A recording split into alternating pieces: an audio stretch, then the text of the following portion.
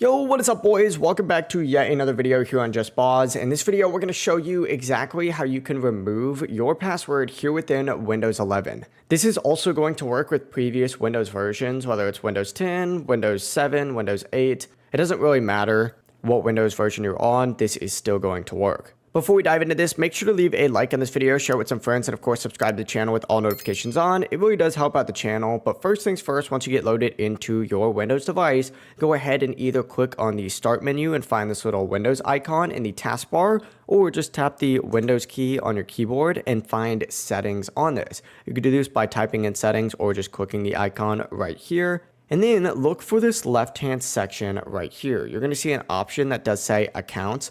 Go ahead and click on that account section, and it's going to take you to a page that looks like this. Scroll down on this page a little bit until you find the account settings subsection, and then look for the sign in options area right here. Click on it, and what it's going to do is take you to a page that looks like this. Now, if you do have a password set to your device, in my case I don't, there's going to be a password section in here under this ways to sign in. Just simply find your password area, click on it, and then hit the change button that'll appear. You can now enter in your current password and click next, and then on the next screen, just leave the new password field empty.